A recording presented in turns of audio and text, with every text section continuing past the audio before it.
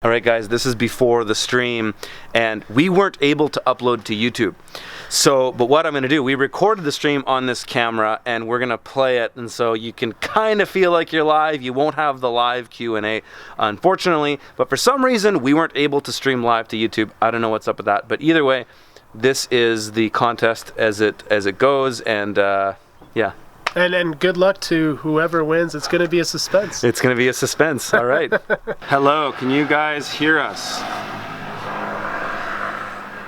Brian and I are here, and we're going to be drawing names. And I have to apologize. Okay, right on. Can you guys hear us? Give me a yes. Okay, right on. So, we're having a hard time going live on YouTube. And I know that's where the majority of people are going to watch us, but we're going to do it here because YouTube is being lame right now. So we can't go live for some reason. I'll try once more under another title. But what we're going to do is, yeah, it's doing this stupid thing where it makes us have to schedule to go live and then we can't go live. So we're going to record this and then we'll post it to YouTube later. But I'm going to tell everybody in our YouTube audience in the discussion board that they have to watch this on Instagram because we can't do it on YouTube. I got Brian here. Brian has actually brought us a bunch of wicked mushrooms. I think you get them every time. I think I get them every time. Why don't you tell these guys what we got here, Brian, while I tell the YouTube audience to come to Instagram? Sure. I just got some of our elm oysters here for Curtis. He really enjoys to eat mushrooms, so I got to hook him up. We've had a lot of people actually enter into this contest. We have all these names, and I even have some last-minute names from people that emailed me. They're penciled in there. I was telling Curtis, Ethan Carter, he bought 8 shirts, so he has Ethan's got some skin in the game. 8 chances to win. Ethan has got some serious. And what we're gonna do actually, as we hang out here, we'll shoot the breeze a bit. We can take some questions from you guys, but we got to cut all of these out manually. We're gonna cut them into this little tote, and then we're just gonna draw it, and the winner.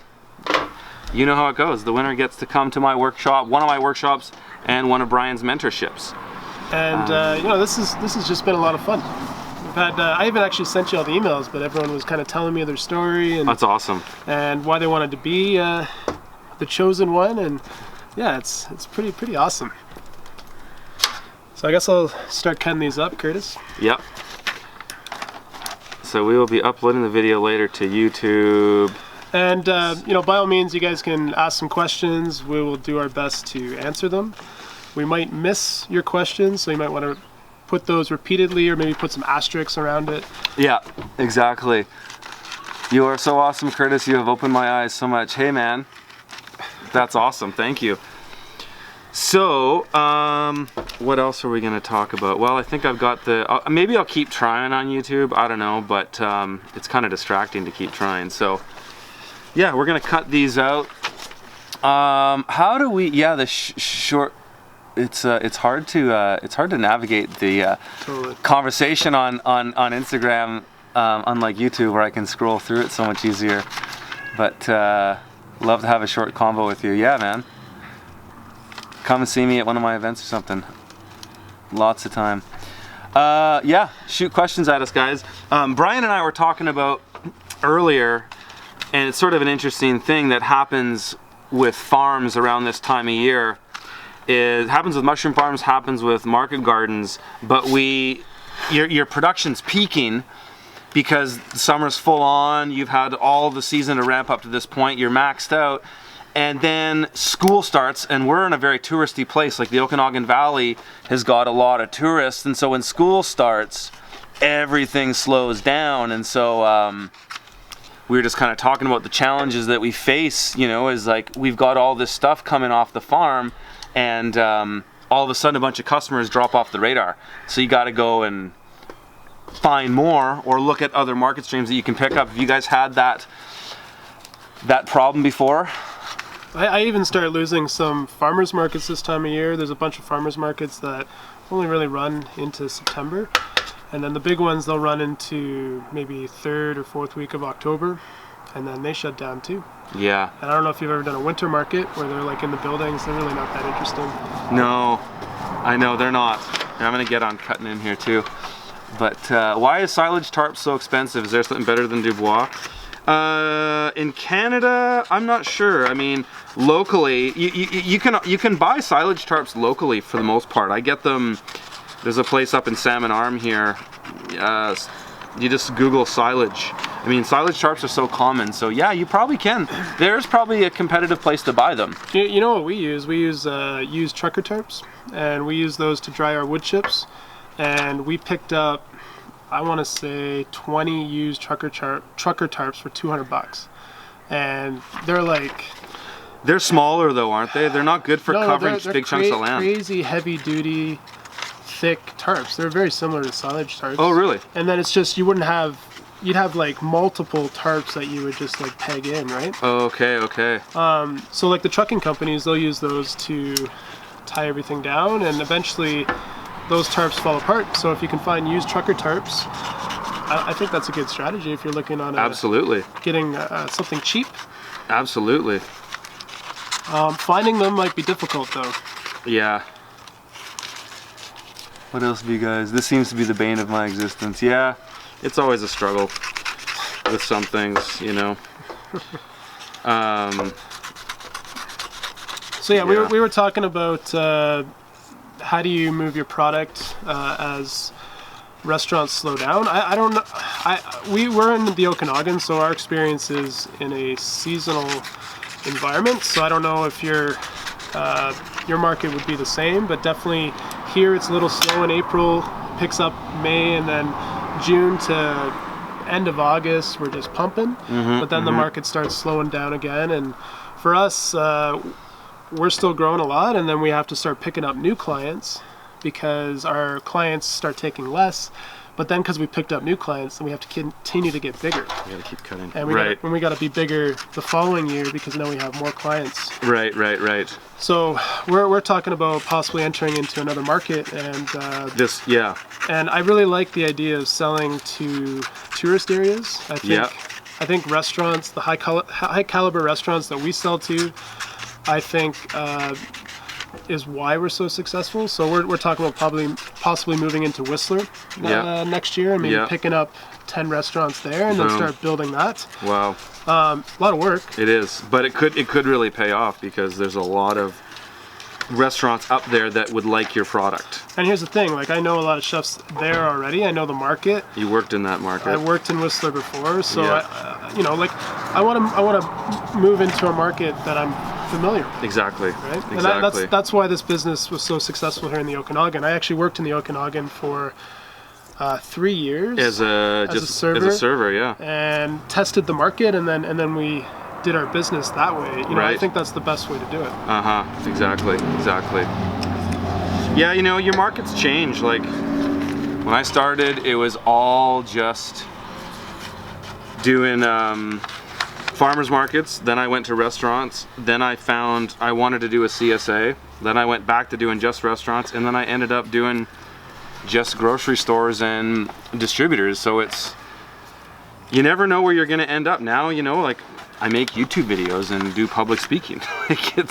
You never know where you're going to end up. You got to be open to the change and I think willing to adapt. And I think being a good entrepreneur, you're always looking for opportunity. Yeah. And if there's something that can make you money that is a niche, you should focus on that. Absolutely. Yeah. And I think another good question would be, I know when I started out, what does a typical vendor make at a farmer's market? That's a good question. That's something that people don't usually want to talk about. It's pretty personal. But, yeah. It's worth talking about. I definitely don't care about it. In our farmers market, the Penticton market is actually the biggest market in British Columbia, and we get up to 10,000 people on a Saturday coming through that market. It's an amazing farmers market. Yeah, you were there. You saw it. Yeah, I was there. I saw it. Yeah. And a typical vendor there, if you're like a low crafter or a small producer, might make $500. That's the average? Nope, that's the low. Oh, that's the low? Yeah, $500 maybe. That's pretty good. And then mid-range, you might you know, you're probably about $1,000 to $1,500 for a Saturday. And then I've heard even some of the biggest producers there who have 2 stands can make up to about $5,000 for a Saturday. And then we're talking like a stand that has everything. Absolutely. Something equivalent to JM, right? Yeah. I remember at my farmers market in Kelowna, I think the top producer was doing 5,000 or 6,000 in a day, and that's a big farm. They have, you know, 4 or 5 different products that they have massive piles of, and that's really what they've got. But when I went to see Jean Martin at the farmers market, I was blown away. These guys were doing like 17,000 or something ridiculous at the farmers market. I mean, they're selling other stuff that they don't just have for vegetables too, but most of it was vegetables. They had eggs and some frozen meat products, but I think it's the vegetables that bring in the numbers. It was crazy. And they have to diversify quite a bit. Absolutely. If you're going to do those numbers, you need, at a farmer's market, you need to have a diversity of crops, for sure. That's why, you know, if you can form, not necessarily cooperatives, but like, you know, sort of an aggregator maybe that sits at a market and you've got like 4 or 5 growers in it, and sell product under one banner. You know, I think that, I mean, I talk a lot about that before. It's sort of like this idea of a stacked enterprise where you have one market umbrella, and then you've got 4 or 5 different enterprises. This is where you could diversify with a mushroom farm, realistically, you know, because to do mushrooms and vegetables together is really, really challenging. But under this type of thing, you could have a guy who does pastured meat, you could have a guy who does mushrooms. You could all have your own market streams too that you sell it to on the side. But you could also, you know, have the advantage of this one big umbrella that you could sell under. Website, you know, place of sale and all that. So, you know, could be cool as well. Okay, we're almost at the end. I've got this last sheet, and then I just got to split these little ones up. What do we got for questions here? Somebody's asking if they're selling duck eggs. I don't think they had duck eggs. Hey, how do I enter? Oh, there's Heidi. Heidi, it's too late now because we've got, these are all the names. And we're drawing them from a hat. So unfortunately, you missed the boat on this one. But we actually, when Brian showed up, he got a couple notifications on his phone where people entered, and he actually went ahead and wrote their names on paper with their email. So they're the people who just until about 15 minutes ago signed up are in. So it's going to be good. So the winner of this thing, so just so I can reiterate, the winner of this is going to win a ticket to one of my workshops and one of Brian's mentorships. So Brian, why don't you talk about what your mentorship is? Sure.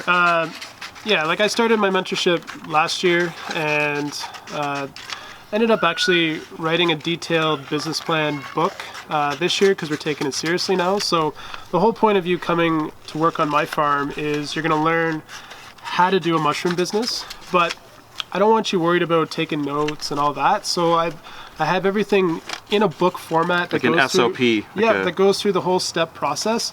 But the thing is our farm changes every month. So when you're coming here for your week, you're learning kind of what's going on at my farm at that time. And there's definitely always going to be some new research, new direction that the company's going as we improve efficiencies.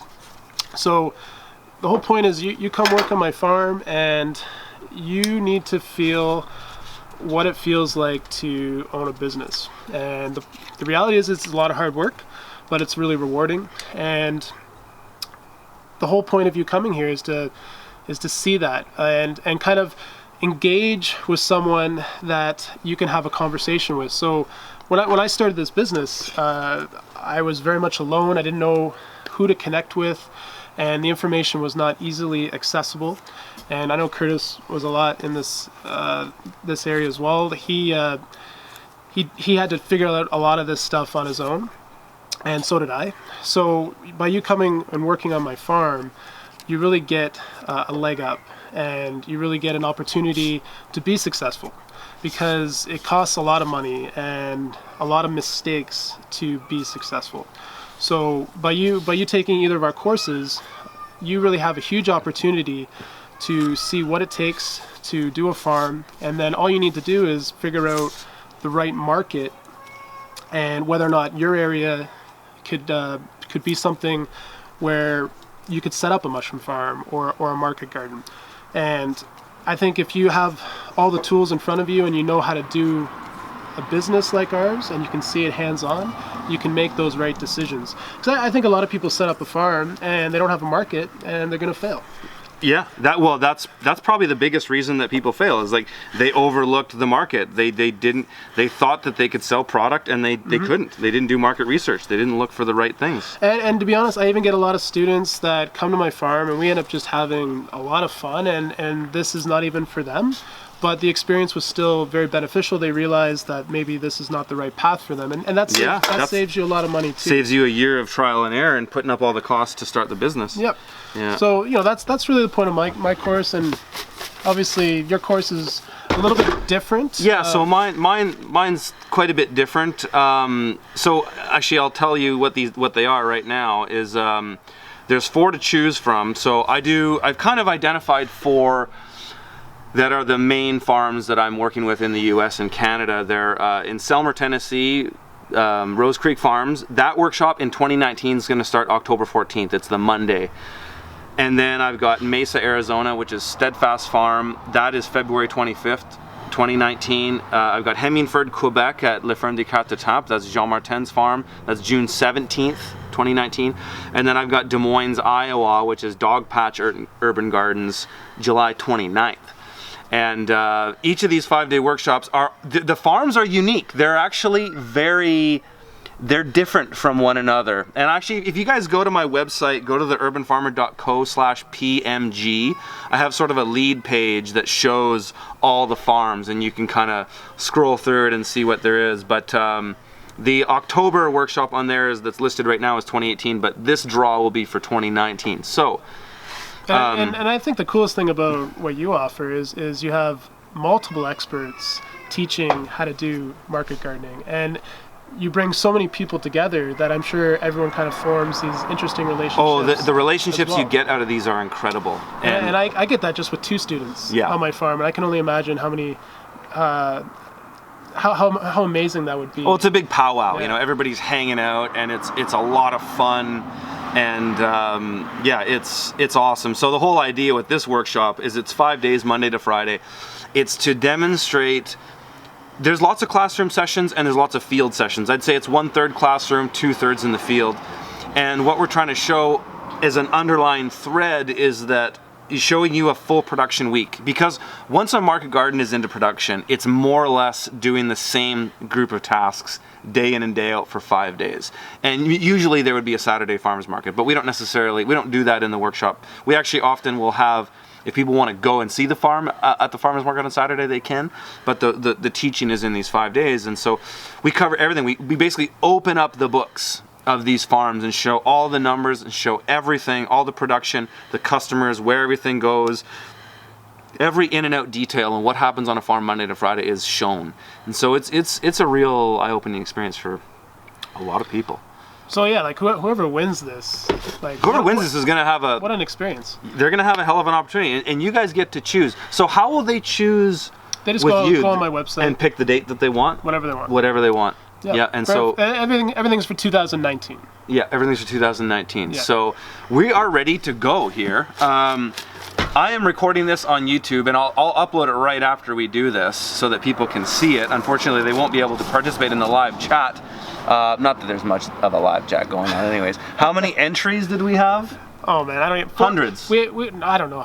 I have no idea. We had 4 pages, and they're all the font's pretty small. Pretty fine. Here's Brian Hubert. Pretty small font. We got a pile in here, so we're just gonna.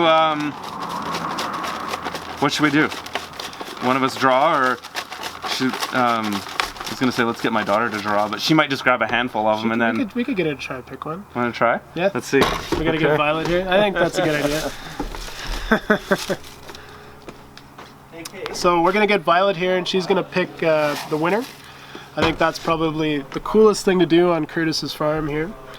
If you guys have any other questions, by all means, hit us up. Yeah. But we're gonna do this draw in the next 40 seconds. Violet's like sleeping, and never. Yeah, she's Never out, mind. so not happening. So, do you want to do the honors, or Yeah, well, yeah, sure, I'll do it, man. how about we do a paper scissors rock, and Yeah, I like and then who gets paper scissors So rock 1, does 2, it. and then show on 3. So 1, 2, and then show on 3. 1, 2, 3. All right, I'm picking. Okay, you're picking. So here we go. Oh man, I think it's gonna be Ethan. What do you think? I wonder. Let's see. No, We got Jacob Purcell. Purcell. Jacob Purcell. Check it out. I don't know if Jacob's watching this right now. And put it in this camera too. Oh, yeah. Jacob Purcell. And Where then are we the ones going? there, yeah. There we go. So Jacob, we're gonna contact you, and I guess I could see if I can find him on here and see what he wrote. Maybe he wrote something here. Yeah, yeah, And you can just kind of give us some time while I find that. yeah. We have a winner. I'll put that on the YouTube. I'll leave some suspense. I'll tell YouTube that I'll upload it, and they can stick around for the drama. Uploading the video shortly because I can't stream. Okay, so yeah, Jacob, you're stoked, dude. Is Jacob present in Instagram by chance?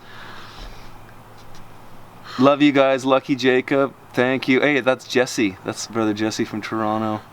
Oh my gosh, this is so suspenseful. You know, I can't bring up his message for whatever reason. Okay, On my phone. Brian can't find him. Well, we got some questions in here. What's your favorite? Violet for the win, totally. What's your favorite? What are your favorite shrooms? What's your favorite mushroom? My favorite mushroom.